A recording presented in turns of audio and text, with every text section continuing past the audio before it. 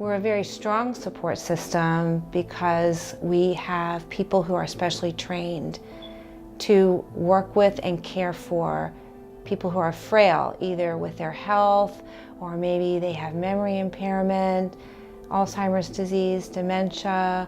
Some of our folks have Parkinson's disease, diabetes, just lots of different reasons why their health is frail.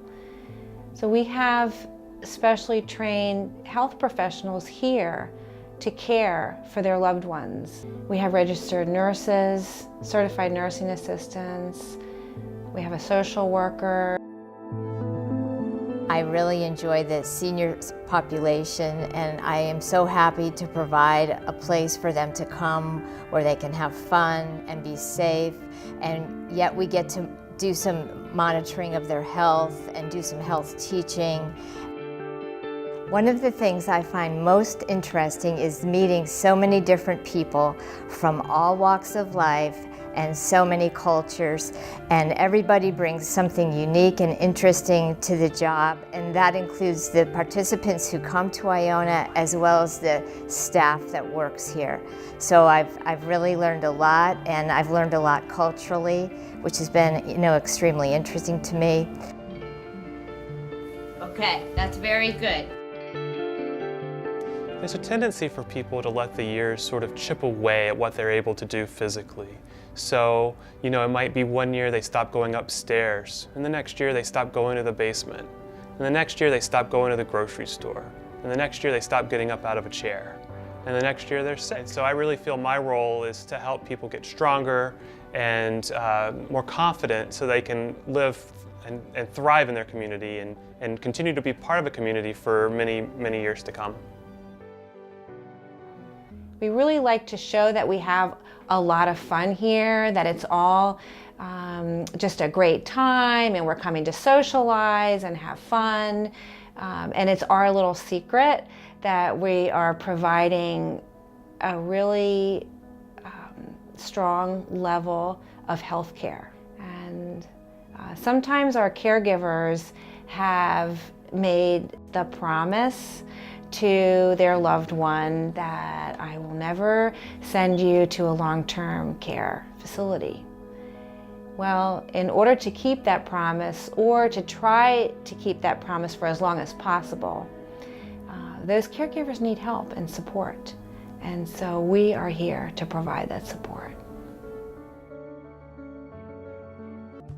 As a activity assistant, I am also CNA, and I do assist participants who really need help.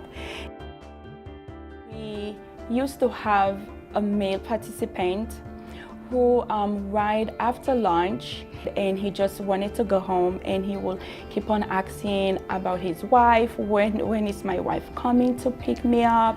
That's why we are so trained of what we do here, is that we will have an activity just for him. Being old is not such a bad thing. Being old, to me, is a gift, it's a blessing. I can usually see from a first meeting that the family member is anxious for me to recognize that this person may not be